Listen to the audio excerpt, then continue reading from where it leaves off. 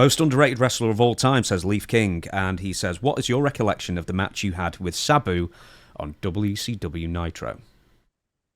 Oh, was that Halloween Havoc or I think and the Sheik was with him, Uh, his uncle. that's going to come up in a second, the old Sheiky, Oh, the Sheik okay. Fireball. But do you remember the I Nitro match specifically?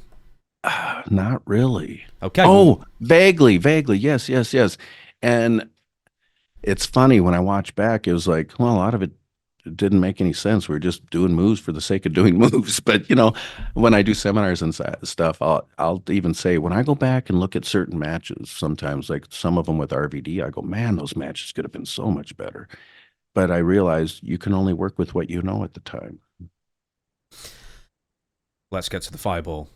All And the right. Sheik. Okay, so I'm not Buck Terry has said a two-part question in. When did you find out the Sheik had gotten hurt during your match with Sabu at Halloween Havoc?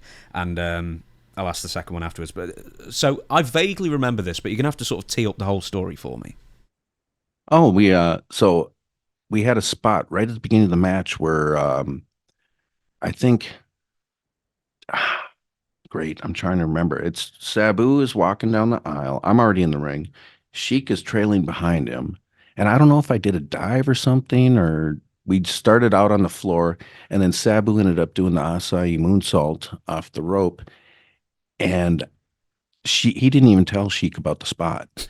And so when he collides into me, we fall into Sheik and knock him over.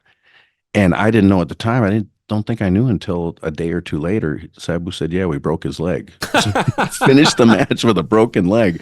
But when I realized what had happened, I thought he was carrying that big saber. I mean, we could have got impaled with that thing or something. So that was the scary part. But then, uh, yeah, after the match was done, I didn't even know. I'm laying there by the ropes, and all of a sudden I feel all this heat and this bright flash go across my face.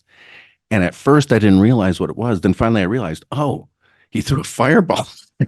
And so it was probably a delayed cell or something because I didn't even know it was coming. He didn't say anything. And as soon as I get in the back, Kevin Sullivan's there just screaming, going, "Did you know about that?" I said, "I knew nothing about it." He said, "We could all lose our fucking jobs." Because I think they told him not to. Well, Sheik's going to do whatever he feels like. I think they told him no. And he still went ahead and did it anyway. But it's kind of an honor. I think I'm the last person that got a fireball thrown in the face by the Sheik. So The second question was, how does it feel to hold the title of last man to ever take a fireball from the Sheik? Do you brag about this very distinguished honour? I just did. There you No, go. no, I did. I just, yeah, it's one of those, it's almost like a highlight in your career. Did the mask restrict your sort of like peripheral vision, and that's why you didn't quite know what was coming in that sense? Actually, it had all kinds of little holes in the eye thing, so it was like looking through a screen door. But on the sides, yeah, it was a little restricted. That's why I always hated when someone would grab me and go to pick me up by the hood. Now I got to readjust it so I can see right. But yeah, you could see a little bit on the peripheral. Not bad though. Did the Sheik speak English to you in the back, or was Oh he yeah. still? I was just going to Wait, ask if he was just should I still sort of being kayfabe? Should silent. I Yeah. kayfabe? No, he spoke English. Yeah. Yeah. No, he was in the. I mean, he lived in where, Michigan? Hmm. Bombay, I don't Michigan. know. Yeah. Well, oh, there you go.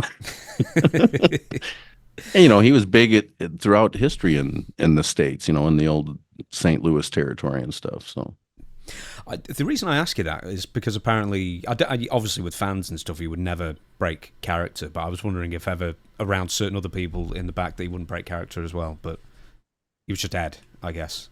yeah, I don't know. I guess it only if someone he didn't know was around or fans were around or someone in the back you didn't know for sure were they in the business or not.